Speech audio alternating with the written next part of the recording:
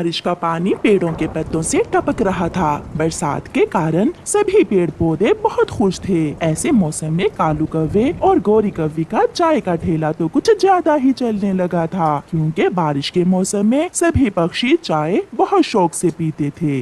कालू जी, अगर ऐसे ही हमारा धंधा चलता रहा तो वो दिन दूर नहीं है जब हम जंगल के सबसे अमीर पक्षी बन जाएंगे। इतना खुश होने की जरूरत नहीं है, महंगाई भी बढ़ रही है। अभी आज ही चील ने दूध के दाम 5 रुपए और बढ़ा दिए हैं। एक तो ये चील कभी मेरे अरमान पूरे नहीं होने देगी। जब भी मैं बचत करती हूँ तो वो दूध के दाम बढ़ा देती है। चलो खैर, मैं भी आज दूध में पानी कुछ ज्यादा डाल देती हूँ।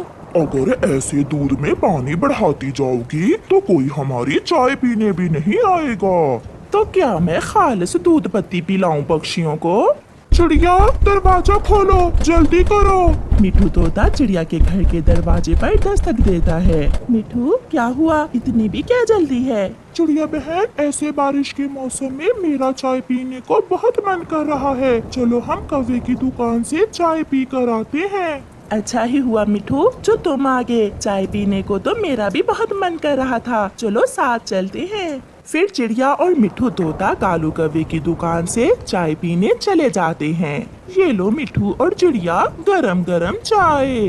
गोरी, मेरी चाय में पत्ती ज्यादा डाल देना, थोड़ी कड़क बनाना चाय। पीकर तो देखो, बहुत तेज और स्वादिष्ट है चाय। फिर चिड़िया और मिठू चाय पीना शुरू करते हैं। गोरी, अब तुम्हारी चाय में वो पहले वाला स्वाद नहीं रहा। हाँ गोरी बहन, ऐसा लग रहा है जैसे चाय में दूध तो तुम डालना ही भूल गई हो। बहुत महंगा हो गया है दूध। तुम शुक्र करो ऐसे बारिश के मौसम में तुम्हें चाय मिल रही है। फिर शाम को कालू कौवा चील के फार्म से जब दूध लेने जाता है तो चील कौवे से कहती है, कौवे सुन लो, आज से दूध 20 रुपए किलो में मिलेगा। ऐसे बारिश के मौसम में मेरी गाय ने दूध देना बहुत कम कर दिया है। कुछ तो खौफ करो चील दी, अभी कल ही तो तुमने दूध के दाम बढ़ाए थे। लेना है तो लो, नहीं तो मेरे पास और ग्राहक बहुत हैं। अच्छा दे दो। हाय, मैं मर गई। ये क्या कहा तुमने? आज फिर चील ने दूध के दाम बढ़ा दिए हैं। इसका मतलब आज मुझे 1 लीटर दूध में 2 लीटर पानी मिलाना होगा। ऐसा कहते हुए गोरी कौवी दूध में 2 लीटर पानी मिला देती है। फिर दूसरे दिन जब कबूतर कौवे से चाय पीने आता है तो कौवे की बेसवार चाय पीकर वो उनसे कहता है, तुम दोनों पक्षियों को लूट रहे हो। तुम चाय में दूध की जगह पानी मिला रहे हो। ओए गंदी आंखों वाले कबूतर, चल भाग यहाँ से, बड़ा आया। मैं बताऊंगा, मैं सब पक्षियों को बताऊंगा कि अब तुम्हारी चाय बिल्कुल फजूल की चाय है। कोई ना पिए तुम्हारी चाय। कबूतर का ऐसा कहना था कि कालू कौवे को गुस्सा आ जाता है और वो कबूतर की पिटाई शुरू कर देता है। वो कबूतर के 2-4 लगा देता है। तुमने मुझे मारा, मैं देख लूंगा तुम्हें। ऐसे कहते हुए कबूतर वहाँ से चला जाता है। घर जाकर कबूतर अपनी माँ की चाय बनाने वाली केतली साफ करता है। अब मैं बेचूंगा चाय, और वो भी पक्षियों को घर घर जाकर। मैं देखता हूँ अब ये काले कौवे कैसे पक्षियों को बेसवाद चाय बेचते हैं। फिर कबूतर सीधा पहाड़ों की तरफ जाता है और वहाँ उसे चाय के पौधे आसानी से मिल जाते हैं। यही है चाय के पौधे, यही है। मैं यहाँ से कुछ पत्ते तोड़ लेता हूँ। कबूतर चाय के पौधों से कुछ चाय के पत्ते तोड़ लेता है और घर वापस होता है। घर जाकर वो केतली चूल्हे पर चढ़ाता है और चाय बनाकर बेचने के लिए घर से निकलता है। कई दिन हो गए, बरसात हो रही है, मैंने तो एक बार भी चाय नहीं पी। मैं भी आज कौवों की दुकान से चाय पी कर आती हूँ। ऐसा सोचते हुए बुलबुल अपने घर से निकलती है। कालू जी, सुबह से कोई ग्राहक नहीं आया। लगता है उस गंदी आंखों वाले कबूतर के बच्चे ने सबको बता दिया है कि अब हमारी चाय पहले जैसी नहीं रही। देखो देखो, वो सामने बुलबुल आ रही है। बुलबुल भी पहुंच जाती है। गौरी बहन, मैं बरसात में पहली बार आपसे चाय पीने आई हूँ। एक अच्छी सी चाय तो बना दे। कालू, इस मोटो की चाय में तो मैं दूध का 1 कतरा ही डालूंगी। ऐसा कहते हुए गोरी बुलबुल को चाय दे देती है। बुलबुल जैसे ही चाय पीती है तो वो थूक देती है। छी छी, ये कैसी चाय है, ना मीठा ना दूध। पीछे से गुजरता हुआ कबूतर आवाज लगाता है, चाय चाय, गरम गरम चाय। मैं तो अभी जाकर कबूतर से चाय पीती हूँ। कालू, ये क्या किया इस गंदी आंखों वाले कबूतर ने? अगर ये चाय बेचेगा तो हमारी चाय कौन खरीदेगा? अब तो हुआ धंधा चौपट, ज्यादा के लालच में हम थोड़े से भी गए। चाय चाय, गरम गरम चाय। रुको रुको कबूतर, इधर आ जाओ थोड़ा मेरे छाते के नीचे और मुझे एक कप गरम गरम चाय का दो। मेरी चाय पीकर आप सब काले कौवे की चाय को भूल जाओगे। फिर कबूतर तोते को एक कप चाय पिलाता है। सच कहा दोस्त, ऐसी चाय तो कौवों ने कभी भी नहीं बनाई थी। मैं दूसरे पक्षियों को भी बताऊंगा कि तुम्हारी चाय में कोई बात है।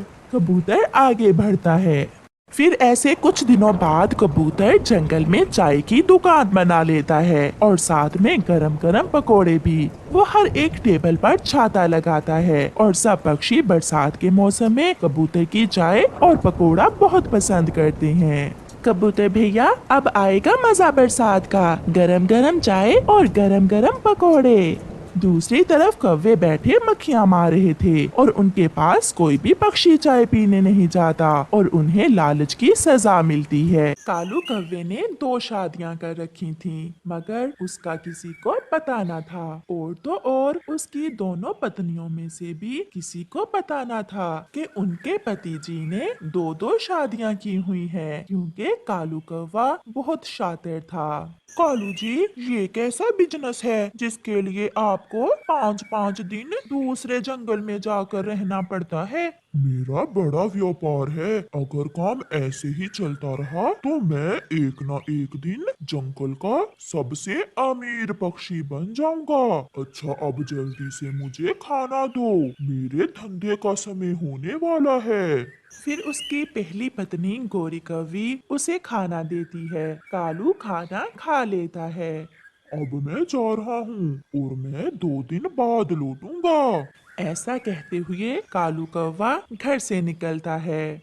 नदी नालों से उड़ता हुआ पहाड़ों की दूसरी तरफ कालू कौवा अपनी दूसरी पत्नी के पास चला जाता है।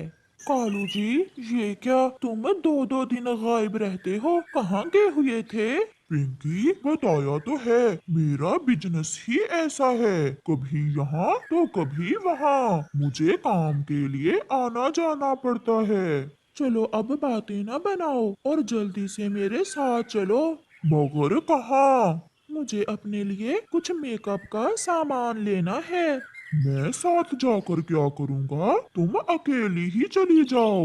तुम कभी भी मेरे साथ घर से बाहर नहीं जाते। मैं पत्नी हूँ तुम्हारी, कोई गैर थोड़ी हूँ। आज तो मैं तुम्हें साथ लेकर ही जाऊंगी। क्या बताऊं पिंकी, अगर पकड़ा गया तो गोरी मुझे बहुत मारेगी। क्या क्या? कुछ नहीं, चलो चलो, मैं चलता हूँ। फिर पिंकी कौवी, जो कालू जी की दूसरी पत्नी थी, कालू कौवे को साथ लेकर शॉपिंग करने चली जाती है। वो सीधे जंगल के बाजार में जाते हैं। पिंकी एक दुकान से कुछ चूड़ियां देख रही थी और कालू जी पीछे खड़े इधर उधर देख रहे थे कि कहीं कोई उसके जानने वाला ना आ जाए। फिर कालू कौवे को अचानक थोड़ी दूर कबूतर नजर आ जाता है, जो उसकी तरफ ही आ रहा था। अरे, ये कम वक्त कहाँ से आ गया? ये तो सीधा जाकर गोरी को बताएगा। फिर क्या था, कालू कौवा जल्दी से वहाँ एक पेड़ के पीछे छुप जाता है।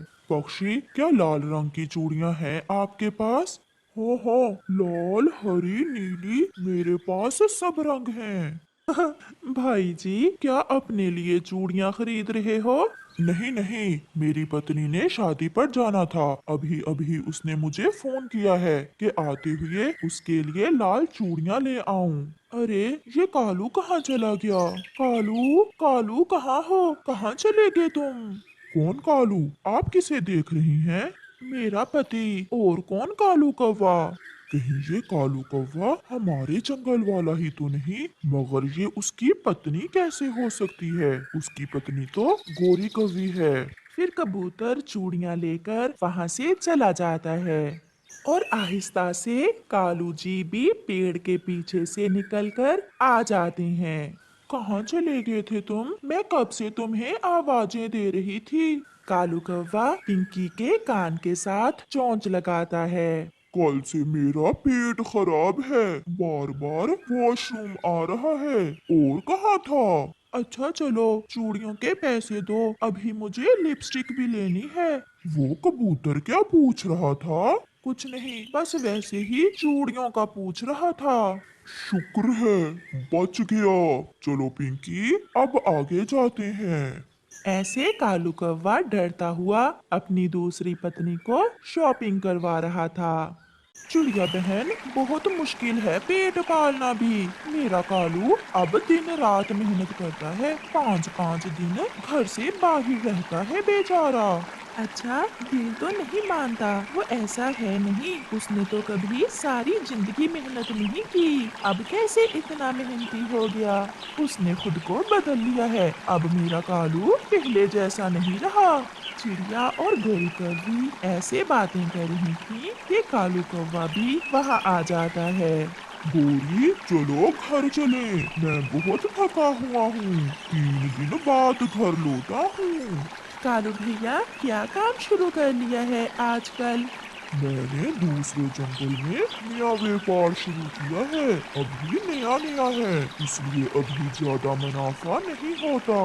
फिर कालू कौवा गोरी को साथ लेकर घर चला जाता है। कालू जी, मेरे लिए क्या लाए हो? गोरी, क्या बताऊं, जो पैसे मेरे पास थे सब लग गए। मैं जब दोबारा आऊंगा तो तुम्हारे लिए उस जंगल के रसगुल्ले लेकर आऊंगा। हाँ हाँ, मुझे रसगुल्ले बहुत पसंद हैं। मैं तो रसगुल्ले ही खाऊंगी। आज मैंने भी घर में बेसन के लड्डू बनाए हैं।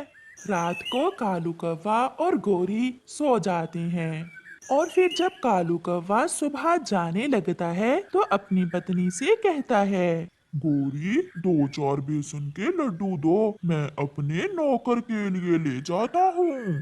ले जाओ कालू जी, तुम अपने नौकरों का कितना ख्याल रखते हो। फिर कालू कौवा 2 लड्डू गोरी से लेता है और घर से निकल जाता है।